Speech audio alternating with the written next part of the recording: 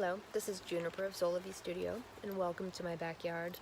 Again, today I'm sitting by this super lovely cedar tree.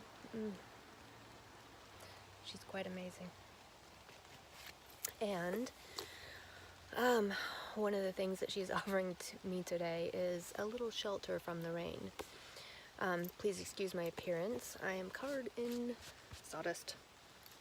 It's all over me. I just finished sanding my garage doors. I know it's been a minute, but I have to work around the weather. And it was raining, and then it's not raining, and then it is raining. I was so excited when I just finished the sanding part that I just wanted to get out the stain and see if the color match was right, and la la la la la la. And I was going to check the weather report, but before I got to it, while I was eating some lunch, it started raining. So that was the answer to my question. So it looks like, according to the weather report, it's supposed to rain until Sunday. And the instructions on the stain can says that I need to have a full day of no rain before I can stain. So I'm hoping that it stays a light rain for the next few days so that the wood doesn't get super saturated. If it starts raining really heavy, I am tempted to tape garbage bags around the bottom portion so that if the rain hits the concrete that it's not going to splash up on the wood and get it really soaked, because then the stain won't stick. It won't sink in. So it got me to thinking about being active and passive. Yesterday I talked about how in general, my family is passive, and so then that's been a thought for me, is being active and being passive. And I've gone through times in my life where I've been so active. I've been active to the point of being unhealthy. And that's what actually my daughter yesterday, when I picked her up at school at 7:30, we came home at 8 o'clock. She had been away from the house since 7:30 in the morning. We got home at 8 o'clock, so that's more than a 12-hour day. She had done a full day of school, gone on a driver's ed drive, and then had soccer practice. And she's been having a schedule like that where she's away from the house for more than 12 hours a day for many weeks now. And yesterday, that poor girl, she was telling me that she's just so tired that she didn't want to do anything. She just wanted to stay home and not have to do anything. So again, here's this passive and active aspect coming up again. And in my life, when I was in college, I worked part-time, and one quarter I was crazy enough to think that I could manage working 25 to 30 hours a week as well as taking 18 credits. Not a good idea for me. Some people may be able to function very well and do that, but for me as a person, especially because at that time I didn't own a computer, and a lot of my art classes that I was taking, obviously I didn't have the nice studio set up in my home, but a lot of it wasn't even, like, they wouldn't allow us to take dyes from the school to home. They considered that stealing, but you can use as many dyes as you wanted if you were working in the studio. Or like for the weaving class I took, like, we couldn't take the loom to our house. That wasn't, and I had no way of getting it there either. And same with when I was taking photography classes, or the photography, like,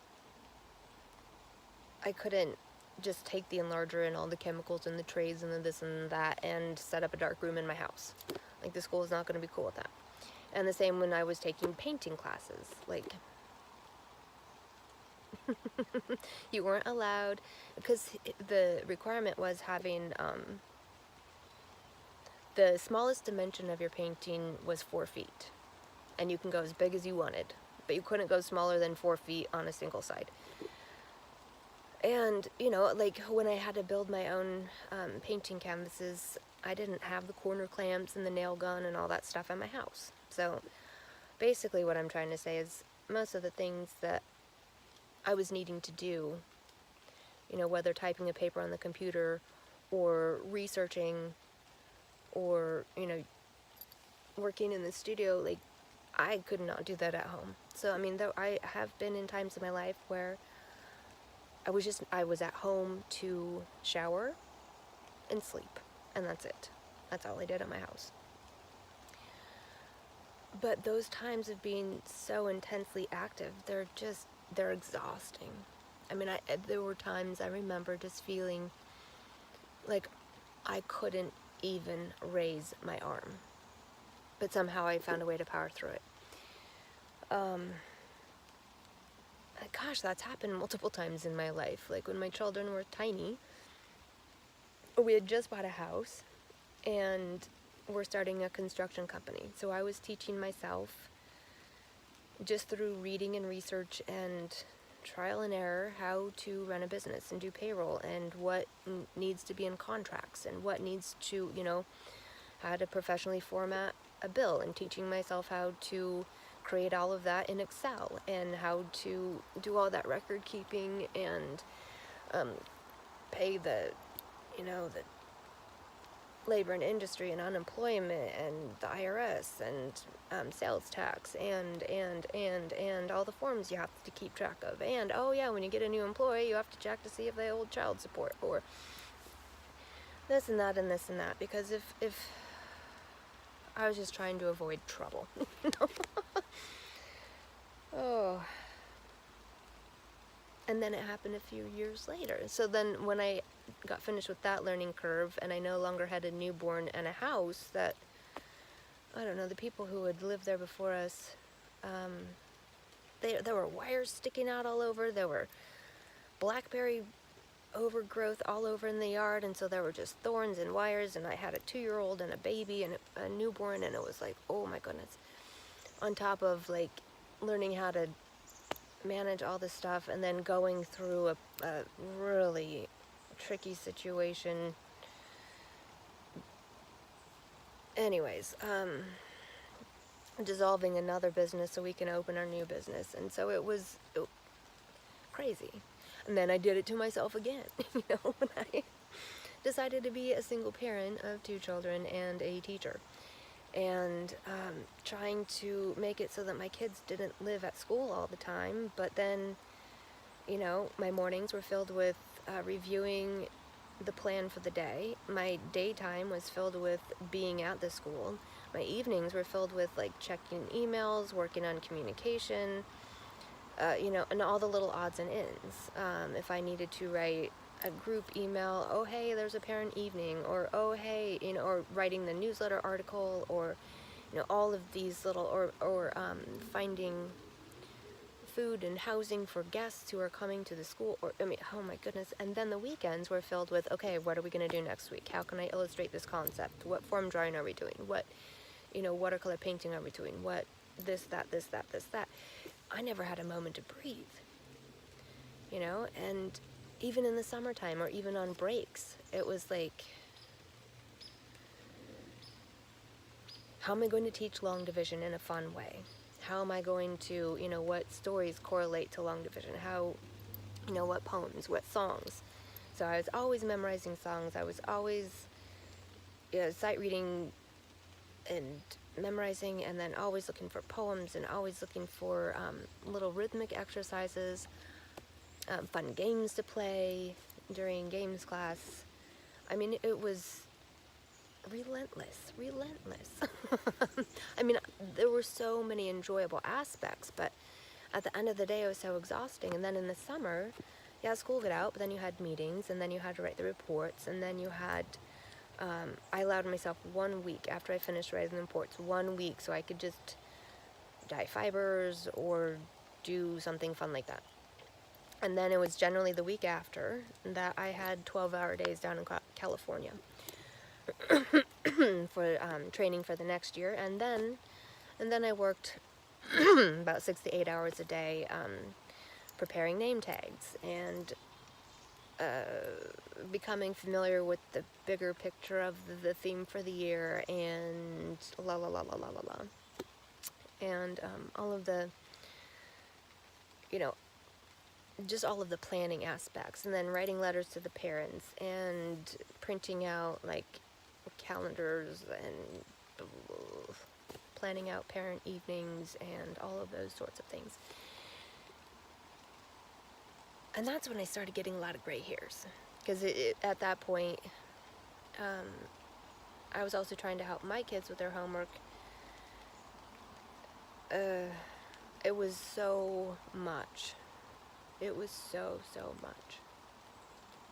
So I have a tendency to be overly active in my life, but there have also been times where, for example,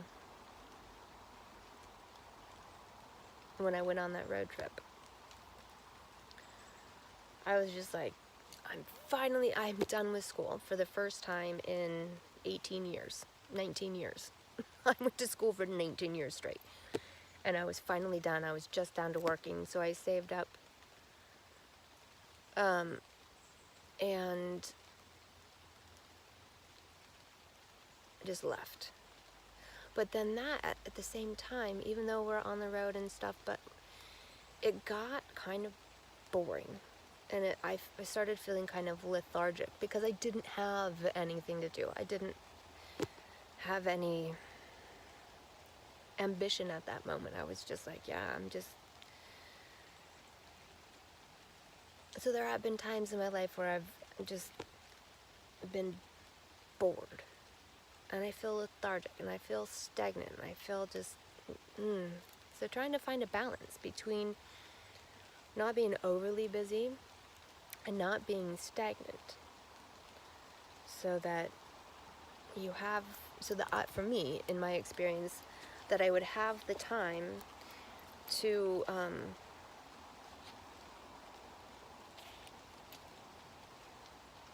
how was I going to say it? I had it written down, I swear. To plan and prepare to act out of wisdom, because when I've been too busy, then I'm just very reactive. Like, oh yeah, I have to do this, I have to, and like life is just like bombarding me.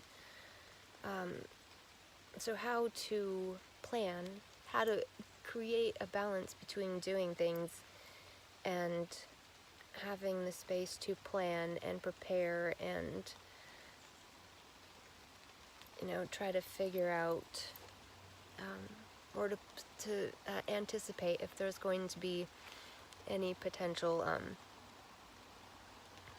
snags that come up, so that you can navigate successfully and painlessly through those snags.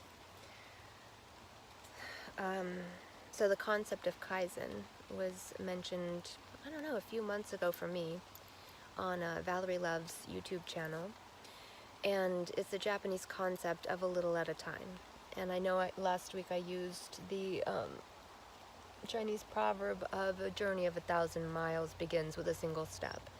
So that's kind of the same concept of just a little at a time, a little at a time, a little at a time. And again, I apologize for my appearance today. I know I'm dusty, but it's too cold for me to be outside with wet hair, and I have a soccer game to go to soon, so I'm going to go take care of that. So blessings on your day.